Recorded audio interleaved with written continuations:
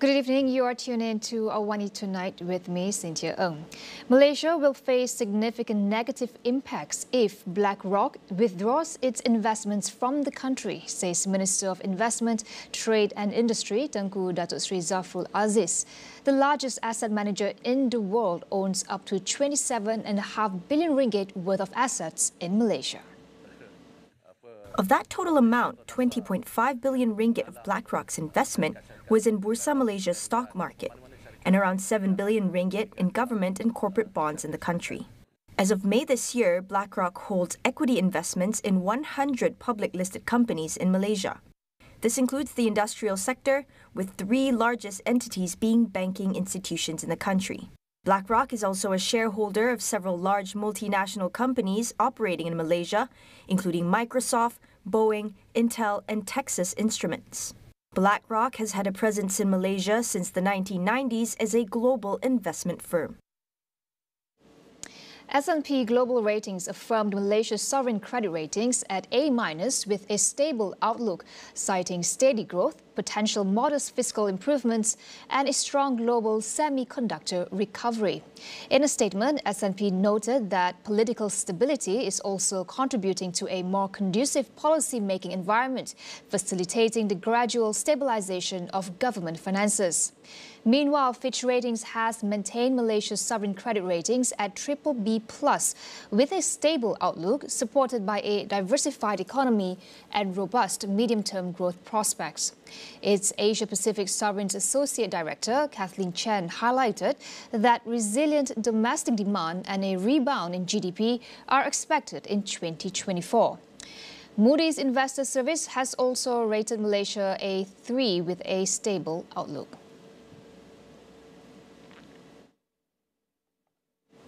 EPF members have withdrawn nearly 7 billion ringgit from account 3 or the flexible account as of June 10th. The Finance Ministry says this represents 2.9 million or 22.6% of members under the age of 55. In a written parliamentary reply, the ministry said each withdrawal averaged to around 2,382 ringgit. It also said a total of 10.86 billion ringgit had been transferred as an initial amount to the flexible account of 3.45 million members. The Finance Ministry added that the restructuring of accounts was done to ensure a more sustainable financial well-being in retirement, while balancing the current needs of members. Effective May 11th, all EPF members under the age of 55 had their accounts restructured from the previous 2 accounts to 3. All contributions after May 11th were also reallocated, with 75% going to account 1, 15% to account 2, and 10% to account 3. Members also have the one-time option to transfer 1/3 of their savings balance from account 2 to account 3 until August 31st. The government is confident that Malaysia can surpass the digital GDP target of 25.5% by 2025. Digital Minister Gobind Singh Dio says this could be achieved through the expansion of 5G to services beyond telecommunications. He added that Digital Nasional Berhad, in collaboration with the Malaysian Communications and Multimedia Commission, has planned the expansion to identify industries needing 5G access to prepare the country for Industrial Revolution 4.0 and future technology. According to him, the focus now should be on ensuring that the cost of using the new 5G technology is reasonable. This is to attract the interest of all industries and demonstrate how they can ensure their business is technology ready to improve their performance. Gobind said this during a question and answer session in the Dewan Rakyat. He was responding to an additional question from Padang Besar MP Rusdan Rusmi from Perikatan Nasional about the expansion of 5G beyond the telecommunications sector. Malaysia will start exporting fresh durians to China in the next few months. Deputy Agriculture and Food Security Minister Dato' Arthur Joseph Kurup says this is part of the 14 memorandums of understanding signed with Beijing last week. Malaysia's durians would first undergo tests to meet biosecurity requirements in China. Arthur said the number of fresh durians to be exported would also depend on the general administration of customs of the People's Republic of China. Malaysia previously only exported frozen durians to China, but Arthur said the decision to send over fresh durians was to meet local demand. He added that the country has exported 2 billion ringgit worth of fruit last year, 56% of which was durian. There should be less vaccine hesitancy towards Qdenga, Malaysia's first dengue vaccine, due to the adequate development processes it went through. Public Education and Advocacy Lead for Dengue Prevention Advocacy Malaysia, Dr. Koh Ka Chai says, while a certain level of vaccine hesitancy is to be expected, people should have more trust in it since it has been approved by the Health Ministry. By virtue of it being registered by the National Pharmaceutical Regulatory Agency in Malaysia, or rather the Ministry of Health, I think people should have some trust in it, because this is different. Like, during the time of COVID-19, the vaccines were just approved. I mean, it was not really approved, but it had to be used because, people were dying left and right and entering hospitals, and it was a different scenario altogether. And this vaccine had been given time to undergo the proper research, proper studies, and even though it's a new vaccine, they have already undergone certain stages of development. He said this during an interview session in Consider This. Other guests featured during the session were public health medicine expert from the Faculty of Medicine at UKM, Professor Dr. Sharifah Ezzat Wan Putih, and Acting Director for Southeast Asia Drugs for Neglected Diseases Initiative, or DNDI, Vanessa Daniel. We'll be back with more after the break.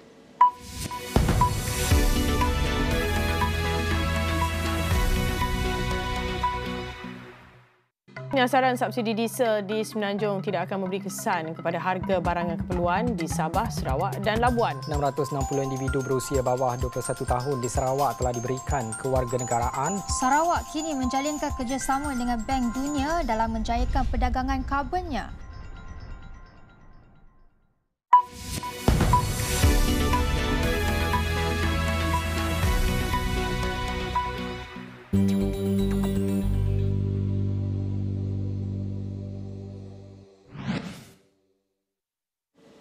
At a time where China-US relations remain complex, cooperation between the two nations is critical to coordinate on global priorities such as climate change. Lin Kuo, Lee Kuan Yew Chair in Southeast Asia Studies at the Brookings Institution, says it is time to put aside differences and work together on common interests. Well, first of all, I think I would say that I would prefer to use the term common challenges rather than common enemies. I think we must use language responsibly, and I think very often we tend to use language that is too heightened or too emotional. So let's stick to common challenges. So on common challenges, I think it's quite clear that the United States and China have many common challenges, and beyond US and China, I think the global community has common challenges to face, and you've pointed out some of them. And I think particularly for the United States and China, it's important for them to work on these common challenges together for two reasons. First, because it helps to address those issues, and that's important.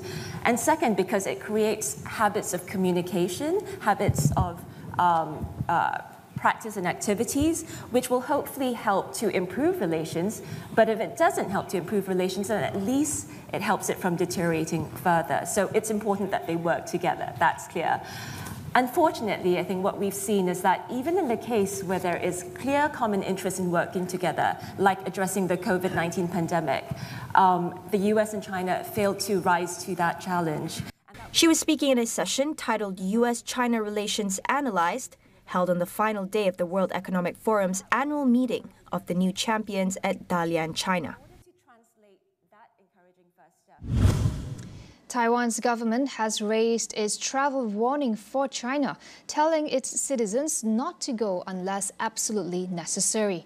The warning comes after Beijing last week threatened to execute those deemed to be die-hard supporters of Taiwanese independence.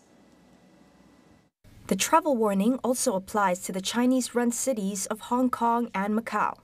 On Friday, China ramped up its pressure on Taiwan by issuing new legal guidelines to punish those it says support the island's formal independence, though Chinese courts have no jurisdiction on the democratically governed island.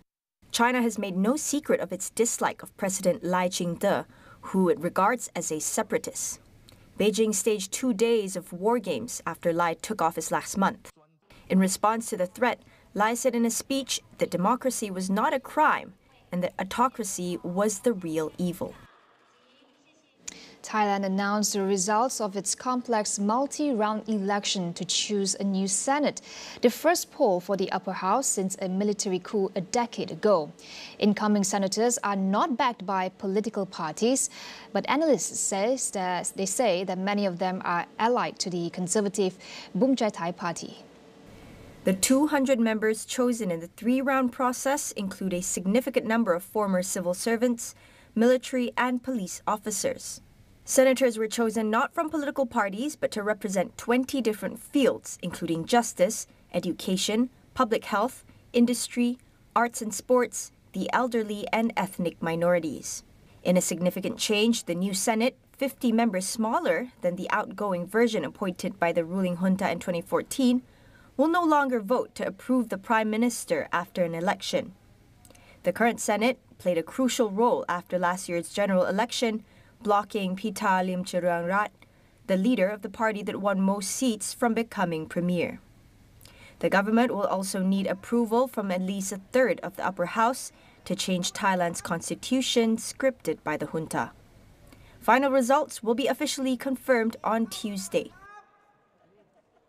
In a world's first, Finland is set to roll out bird flu vaccinations for humans next week, targeting workers who are most exposed to animals. This proactive measure involves vaccinating 10,000 individuals, each receiving 2 doses, as part of a broader EU effort that includes up to 40 million doses across 15 countries. Finland has not detected the virus in humans, but the preemptive approach is part of the country's efforts to safeguard its population and mitigate bird flu risks, especially from its fur farms. It would be offered to people aged 18 and over who are at risk of contracting bird flu because of the nature of their work. These include laboratory technicians who handle bird flu samples, those who work on livestock farms, and veterinarians who work as animal control officers in regions where fur farms are located.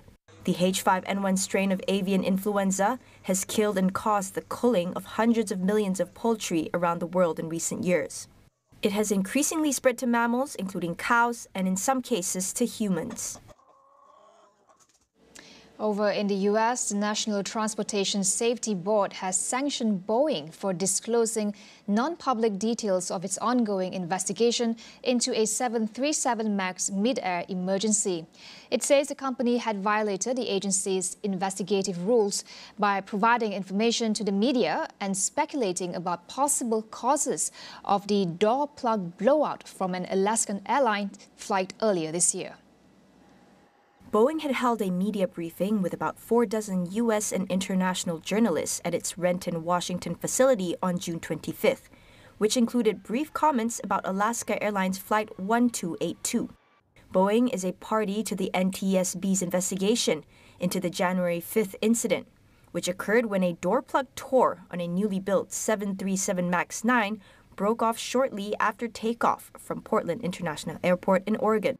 Preliminary information indicates that bolts designed to hold the door in place were not on the plane when it left the Boeing factory. The NTSB said it would refer Boeing's latest conduct to the Department of Justice. It added that Boeing would retain its status as a party to the investigation, but would no longer have access to information produced by the agency. The plane maker would also be barred from asking questions of other participants at a hearing in August. Earlier in the week, U.S. prosecutors recommended for criminal charges to be brought against Boeing after finding the plane maker violated a 2021 settlement related to 2 fatal crashes. That wraps up AWANI Tonight. I'm Cynthia Ng. Thank you for watching. Good night.